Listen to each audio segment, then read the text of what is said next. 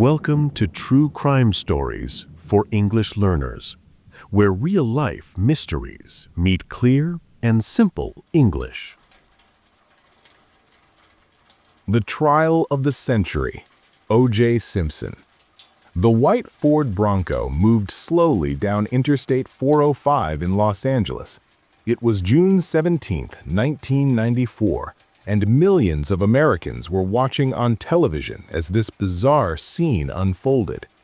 Inside the Bronco was O.J. Simpson, one of the most famous athletes in America, wanted by police for the murder of his ex-wife. Behind the Bronco, a convoy of police cars followed at a careful distance. Overhead, news helicopters captured every moment. O.J.'s friend Al Cowlings was driving. O.J. sat in the back seat with a gun to his own head, threatening suicide. The slow-speed chase lasted nearly 2 hours and was broadcast live on every major television network. 95 million people watched. It was surreal, a beloved celebrity fleeing from police in slow motion while the nation watched, transfixed. Just 5 days earlier, Nicole Brown Simpson and Ronald Goldman had been brutally murdered outside Nicole's condominium in Los Angeles. The evidence pointed to one person, O.J. Simpson, Nicole's ex-husband, football legend, and Hollywood star. But O.J. maintained his innocence, and what followed would become the most famous criminal trial in American history. The case had everything: a beloved celebrity accused of murder, issues of race and justice, a dream team of expensive lawyers, questionable police work, and a verdict that would divide America. This is the story of O.J. Simpson, from sports hero to murder suspect to controversial figure who walked free despite overwhelming evidence. The Rise of a Hero. Orenthal James Simpson was born on July 9, 1947 in San Francisco, California. He grew up in the housing projects of the Potrero Hill neighborhood, raised primarily by his mother after his father left the family. Life was difficult. The family was poor, and young O.J. suffered from rickets, a childhood disease that caused his legs to be weak and bowed. He had to wear braces on his legs until he was 5 years old. But O.J. was determined to overcome his circumstances. He discovered he had natural athletic ability, particularly in football. He attended Galileo High School in San Francisco, where he began to shine as a running back. His talent was obvious, and he earned a football scholarship to the City College of San Francisco before transferring to the University of Southern California, USC. At USC, O.J. became a superstar. He won the Heisman Trophy in 1968, awarded to the best college football player in America. He set records and became a household name. When he entered the NFL draft, he was the first overall pick, selected by the Buffalo Bills in 1969. O.J.'s professional career was spectacular. He became one of the greatest running backs in NFL history. In 1973, he became the first player to rush for more than 2,000 yards in a single season. He was selected to 6 Pro Bowls, won the NFL MVP award, and earned a place in the Pro Football Hall of Fame. He was fast, powerful, and exciting to watch. Fans loved him. But O.J.'s appeal went beyond football. He had charisma and charm. He was handsome and articulate. He appeared in movies and television shows, most famously in the Naked Gun comedy films. He became a sports commentator and a spokesman for Hertz rental cars. O.J. Simpson wasn't just an athlete, he was a celebrity, a crossover star who was welcomed in Hollywood and in corporate America. O.J. was also one of the first African-American athletes to achieve this level of mainstream success and acceptance. In the 1970s and 1980s, racial barriers still existed in many areas of American society, but O.J. seemed to transcend race. White Americans embraced him. He was often described as not really black by white fans, a comment that reflected racial prejudices even as they claimed to admire him. O.J. himself seemed to cultivate this image, distancing himself from black political movements and presenting himself as racially neutral. O.J. married his first wife, Marguerite Whitley, in 1967. They had 3 children together, but the marriage was troubled and they divorced in 1979. O.J. had been having an affair with a young waitress named Nicole Brown, and after his divorce, he and Nicole began dating openly. Nicole Brown and a troubled marriage. Nicole was born in 1959 in Frankfurt, Germany, where her father was stationed with the U.S. military. The family later moved to California. Nicole was beautiful, outgoing, and only 18 years old when she met O.J. at a nightclub in 1977. O.J. was 30, famous, and still married. They began a relationship that would last, on and off, for 17 years. O.J. and Nicole married in 1985. They had 2 children together, Sydney and Justin. From the outside, they seemed to have a perfect life. They lived in a mansion in the wealthy Brentwood area of Los Angeles. They attended glamorous parties. They had money, fame, and a beautiful family. But the reality was much darker. O.J. was controlling, jealous, and violent. He physically abused Nicole throughout their relationship. In 1989, Nicole called 911 after O.J. beat her severely. Police arrived to find Nicole bruised and terrified, hiding in the bushes. O.J. was arrested and charged with domestic violence. He pleaded no contest and received a light sentence: community service, a fine, and counseling. This incident should have been a wake-up call, but it wasn't. The abuse continued. Nicole made multiple calls to 911 over the years, reporting that O.J. was threatening her or stalking her. She told friends and family that she was afraid of him, that he would kill her. She kept a safe deposit box containing photographs of her injuries and a diary documenting the abuse. In 1992, Nicole filed for divorce. The divorce was finalized in October 1992, but O.J. couldn't let her go. He continued to show up at her house uninvited. He would watch her through the windows. He followed her when she went out.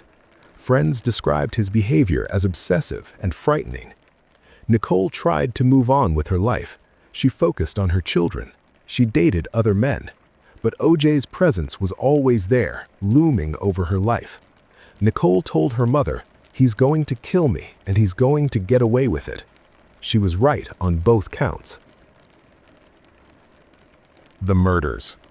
On the night of June 12, 1994, Nicole Brown Simpson and Ronald Goldman were murdered outside Nicole's condominium at 875 South Bundy Drive in Los Angeles. The attack was brutal and frenzied. Both victims were stabbed multiple times. Nicole's throat was cut so deeply she was nearly decapitated. Ron Goldman, a 25-year-old waiter and friend of Nicole's, had defensive wounds on his hands, evidence that he had tried to fight off the attacker. Ron had come to Nicole's condo to return a pair of sunglasses that Nicole's mother had left at the restaurant where he worked.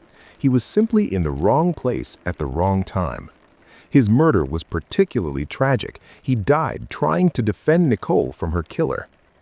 The bodies were discovered around midnight by a neighbor walking a dog. Police were called to the scene. What they found was horrifying. A scene of extreme violence, blood everywhere, 2 people dead who had been attacked with savage fury. Detectives immediately began investigating. Who would want to kill Nicole Brown Simpson? The answer came quickly: her ex-husband, O.J. Simpson. He had a history of domestic violence against Nicole. He was obsessively jealous. He couldn't accept that their relationship was over. He fit the profile perfectly. Police went to O.J.'s mansion in Brentwood to notify him of his ex-wife's death. When they arrived, they noticed something suspicious: drops of blood leading from O.J.'s white Bronco to the front door and inside the house. They also found a bloody glove on the property. When they tried to contact O.J., they learned he had left on a late-night flight to Chicago. The evidence was piling up quickly. Blood at the murder scene matched O.J.'s blood type. Blood in O.J.'s Bronco and at his home matched the victim's blood types. The glove found at O.J.'s house matched a glove found at the murder scene. Shoe prints at the crime scene were from expensive Bruno Magli shoes, rare Italian shoes that O.J. was known to own. When O.J. returned from Chicago on June 13th, he was questioned by police. He had a cut on his hand which he couldn't explain consistently. His story about his whereabouts on the night of the murders kept changing. On June 17th, police charged O.J. Simpson with 2 counts of murder and issued a warrant for his arrest. That's when O.J. fled, leading to the famous slow-speed chase in the white Bronco that captivated America. The arrest and the Dream Team. After the Bronco chase ended at O.J.'s home, he was arrested and charged with the murders of Nicole Brown Simpson and Ronald Goldman. He pleaded not guilty. The trial would begin in January 1995, and it would become a media circus unlike anything America had seen before. O.J. assembled what the media called the Dream Team of defense attorneys.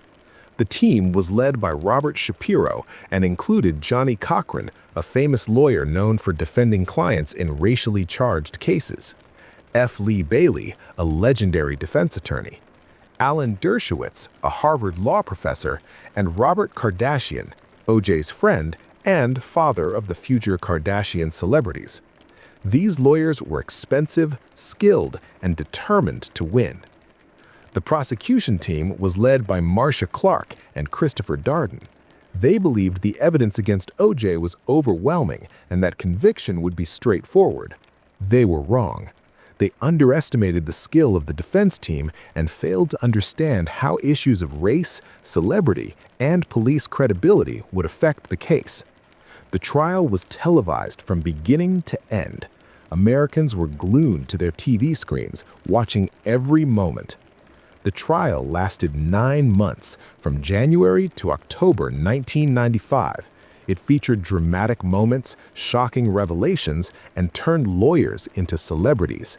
It also revealed deep divisions in American society about race, justice, and celebrity. The evidence. The prosecution's case seemed strong. They presented a mountain of physical evidence connecting O.J. to the murders. Blood evidence was extensive. Blood matching O.J.'s DNA was found at the murder scene.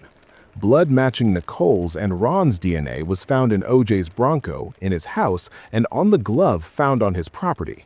Blood matching all 3 individuals was found on a sock in O.J.'s bedroom. The gloves were particularly incriminating. One glove was found at the murder scene, the other at O.J.'s house. They were an expensive pair of Aris leather light gloves, rare enough that prosecutors could trace them to a specific purchase. Nicole had bought them for O.J. as a gift. Photographs showed O.J. wearing these exact gloves at football games. Shoe prints at the crime scene matched Bruno Magli shoes size 12, O.J.'s size. These were expensive Italian shoes, and only 299 pairs in that size had been sold in the United States. O.J. initially denied ever owning such shoes, but photographs later surfaced showing him wearing them. Hair and fiber evidence connected O.J. to the crime scene. Hairs consistent with O.J.'s were found on Ron Goldman's shirt. Fibers from O.J.'s Bronco were found on the glove at the murder scene. The timeline also fit.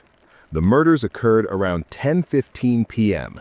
O.J. was seen by a limo driver at his house around 10:59 p.m., acting strangely and appearing to be in a hurry. He had a cut on his hand. He left for the airport shortly after, flying to Chicago on a red-eye flight. The prosecution also presented evidence of motive. They documented O.J.'s history of domestic violence against Nicole, his obsessive behavior after the divorce, and his inability to accept that the relationship was over. Friends testified that Nicole was afraid of O.J. and had predicted he would kill her. The case seemed open and shut, but the defense had a strategy. The defense strategy. The defense team didn't really dispute the physical evidence. Instead, they attacked the credibility of the Los Angeles Police Department and suggested that evidence had been planted or contaminated. They argued that O.J. was being framed by racist cops. Their key target was Detective Mark Furman, one of the lead investigators. The defense discovered that Furman had used racist language in the past, including the N-word. They played audio tapes of Furman using racial slurs and bragging about police misconduct. This revelation was devastating to the prosecution's case. The defense argued that Furman had planted the glove at O.J.'s house to frame him. They suggested that the LAPD was so eager to convict a black celebrity that they had contaminated and manipulated evidence. They painted a picture of systemic racism in law enforcement. Johnny Cochran, O.J.'s lead attorney, was particularly skilled at making the case about race. He gave powerful closing arguments about the history of racism in Los Angeles law enforcement and suggested that the jury could send a message about police misconduct by acquitting O.J. The defense also highlighted problems with evidence collection. Some blood samples had been stored improperly. The crime scene had been somewhat contaminated by investigators. There were questions about the chain of custody for some evidence. While none of these issues actually proved evidence was planted, they created doubt about the reliability of the evidence. The most famous moment of the trial came when prosecutors asked O.J. to try on the gloves found at the crime scene and at his house. This seemed like a slam-dunk demonstration. If the gloves fit, it would prove they were O.J.'s. But when O.J. tried them on in front of the jury, he struggled to get them on, and they appeared too small. "If it doesn't fit, you must acquit," Johnny Cochran said in his closing arguments, turning the glove demonstration into a catchphrase that resonated with the jury. There were several reasons the gloves might not have fit well. They had been soaked in blood and dried out, which can cause leather to shrink. O.J. was wearing latex gloves underneath when he tried them on, and some observers believed O.J. was deliberately making it difficult to get them on by not fully extending his fingers. But regardless of the reason, the image of O.J. struggling with the gloves created reasonable doubt in the minds of some jurors. Race, celebrity, and justice. The O.J. Simpson trial became about much more than just whether he murdered two people. It became a national conversation about race, justice, and celebrity in America. For many African Americans, the trial was viewed through the lens of historical police racism. The Los Angeles Police Department had a documented history of racism and brutality, particularly the Rodney King beating just 3 years earlier in 1991. When Black Americans saw a Black man being accused of murder by a police department with credibility problems, many were skeptical. The defense successfully tapped into this skepticism. They argued that the LAPD couldn't be trusted, that evidence might have been planted, that racism might have influenced the investigation. For African Americans who had experienced or witnessed police racism, these arguments resonated powerfully. Many white Americans, on the other hand, saw the evidence as overwhelming and couldn't understand why race was being discussed at all. They saw a wealthy celebrity who had murdered his ex-wife and gotten away with it because he could afford expensive lawyers. They were frustrated by what they saw as the jury ignoring evidence.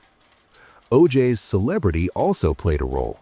He was beloved by millions. Many people simply couldn't believe that the Juice, the charming football star they'd watched on TV, could be a brutal murderer. Celebrity creates a kind of shield where we resist believing terrible things about people we feel we know and like. The trial was also broadcast live on television, which was unprecedented for such a serious criminal case. This turned the proceedings into a kind of entertainment. People watched every day. They discussed the case at work, at home, everywhere.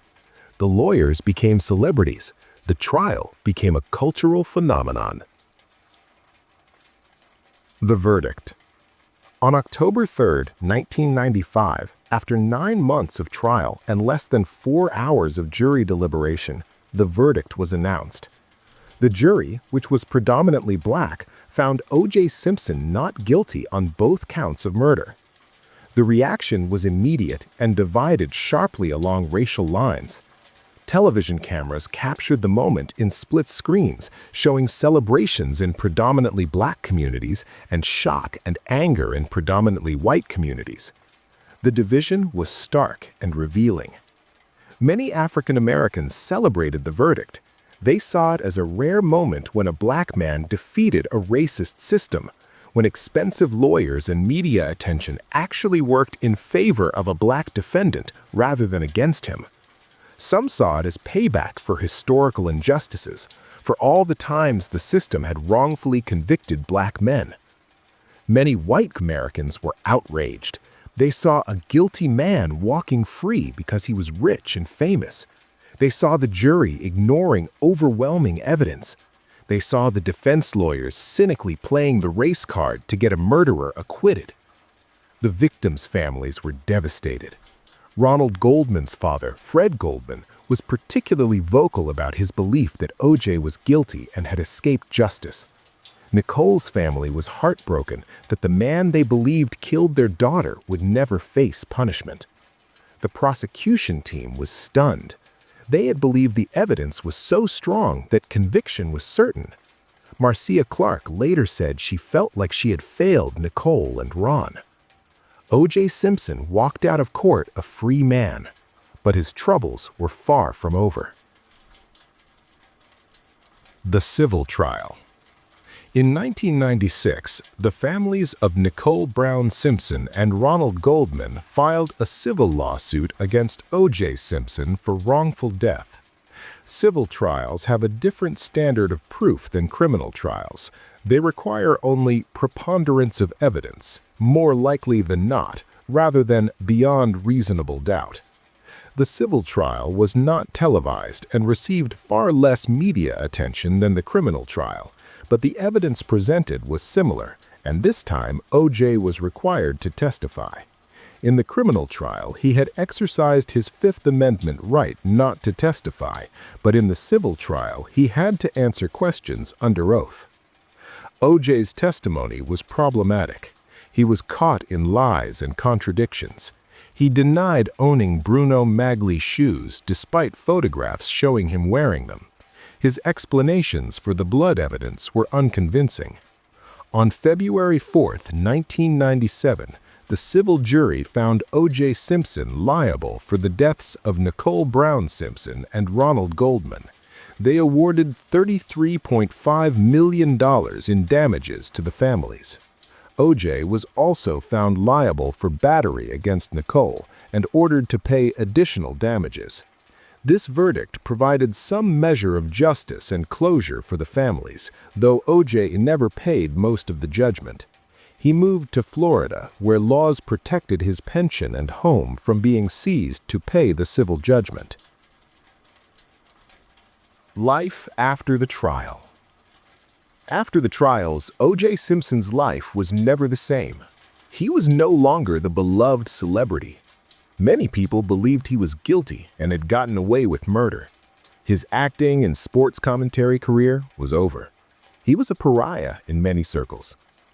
O.J. moved to Florida and lived a relatively quiet life for several years, but he seemed unable to learn from his experiences or control his impulses. In 2007, O.J. was involved in an armed robbery at a Las Vegas hotel. He and several associates stormed a room where sports memorabilia dealers were meeting. O.J. claimed he was retrieving his own stolen property, but the law doesn't allow you to take back property at gunpoint. O.J. was arrested, tried, and convicted of armed robbery and kidnapping. On December 5, 2008, exactly 13 years after he was acquitted of murder, he was sentenced to 33 years in prison. Many observers noted the irony. O.J. Simpson finally went to prison, but for a relatively minor crime compared to murder. O.J. served 9 years in prison before being released on parole in 2017.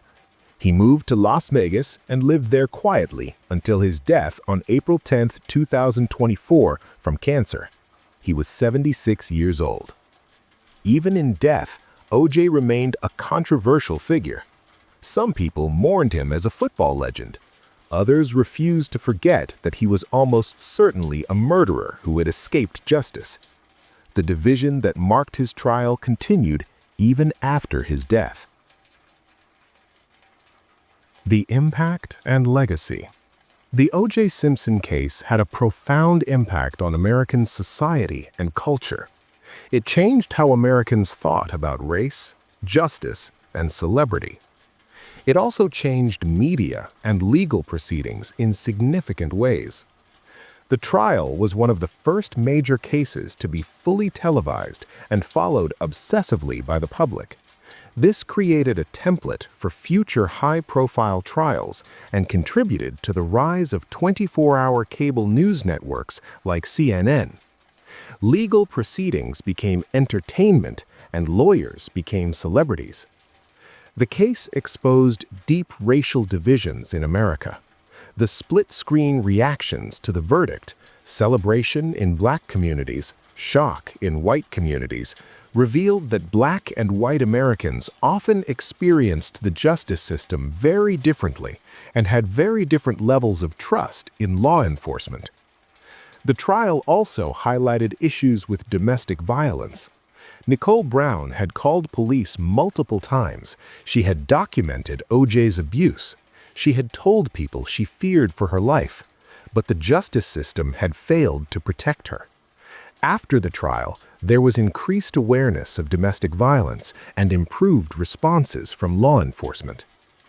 The case raised questions about celebrity justice. Did O.J. Simpson get away with murder because he was rich and famous enough to hire the best lawyers? Would a poor defendant with a public defender have been acquitted with the same evidence? Many people believed the case demonstrated that justice in America depends on wealth and celebrity as much as innocence or guilt. The impact on the families was profound and lasting. Fred Goldman spent decades speaking out about the case and seeking justice for his son. He pursued O.J. financially, trying to collect on the civil judgment. Nicole's family raised her children and tried to honor her memory while dealing with the trauma of her murder and the trial. The case also affected how future trials were handled. Judges became more cautious about allowing cameras in courtrooms. Prosecutors learned lessons about jury selection, media management, and the importance of addressing issues of race and police credibility directly, rather than assuming juries would ignore them. The question of guilt. Despite the not guilty verdict in the criminal trial, most Americans believe O.J. Simpson murdered Nicole Brown Simpson and Ronald Goldman. The physical evidence was overwhelming. The DNA evidence, the blood, the gloves, the shoes, the history of domestic violence, all of it pointed to O.J.'s guilt. The defense successfully created reasonable doubt by attacking police credibility and suggesting evidence might have been planted. But creating doubt and proving innocence are different things. The defense never presented an alternative explanation for who killed Nicole and Ron, or how O.J.'s blood got to the crime scene and their blood got in his car. O.J. himself never provided a convincing explanation. In 2006, he wrote a book titled If I Did It, a hypothetical account of how the murders could have been committed. The book was widely seen as a thinly veiled confession. After O.J. was sued over the book, the Goldman family was awarded the rights to it. They republished it with a new title, making "if" much smaller on the cover, so it essentially read, "I did it." In the end, the legal system produced a contradiction. O.J. was found not guilty in criminal court, but liable in civil court for the same deaths. This reflects the different standards of proof, but it also left an unsatisfying resolution. Justice, in the fullest sense, was never achieved. Lessons from the case. The O.J. Simpson case offers several important lessons about justice, media, and society. First, domestic violence often escalates to murder. Nicole Brown Simpson told people she feared O.J. would kill her. She had documented his abuse. When someone in a domestic violence situation expresses fear for their life, it should be taken seriously. Restraining orders and counseling aren't always enough. Sometimes more aggressive intervention is needed. Second, the justice system is influenced by factors beyond evidence. Race, celebrity, wealth, media coverage, jury selection, lawyer skill, and police credibility all affect outcomes. While we like to think justice is blind, the reality is that many factors influence how cases are perceived and decided. Third, how evidence is presented matters as much as the evidence itself. The prosecution had overwhelming evidence but failed to present it effectively. The defense was able to create doubt not by disproving the evidence, but by attacking credibility and creating alternative narratives. Perception matters in trials. Fourth, media coverage of trials can be problematic. The constant coverage turned the trial into entertainment and may have influenced how people perceived the proceedings. The cameras in the courtroom created incentives for lawyers to perform for the public rather than simply arguing the case. Finally, celebrity creates a distortion field around truth. Because O.J. was famous and beloved, many people simply couldn't believe he was capable of murder. We extend different assumptions to celebrities than we do to ordinary people, and this can lead to injustice. Remembering the victims. In the decades of discussion about the O.J. Simpson case, it's sometimes easy to forget the most important people in the story: Nicole Brown Simpson and Ronald Goldman. Nicole Brown Simpson was 35 years old when she was murdered. She was a loving mother to 2 young children. She had survived years of domestic violence and had finally escaped her abuser. She was trying to build a new life for herself and her children. She deserved to live, to see her children grow up, to find happiness and peace. Instead, she was brutally murdered by someone who couldn't accept that she had moved on. Ronald Goldman was 25 years old. He was a waiter working to support himself while pursuing other opportunities. He loved his family and friends. He was simply returning sunglasses that had been left at his restaurant when he encountered Nicole's killer. He died trying to defend her, fighting against an attacker who overpowered him. He deserved to live a full life, but it was stolen from him in a random act of violence. These 2 people are who we should remember most from this case. Not O.J. Simpson, not the lawyers, not the media circus. Nicole and Ron, whose lives were cut short by violence, whose families have suffered for decades, who never got the justice they deserved. Final thoughts. The O.J. Simpson case is ultimately a story about justice denied. The evidence overwhelmingly suggested that O.J. murdered his ex-wife and an innocent young man.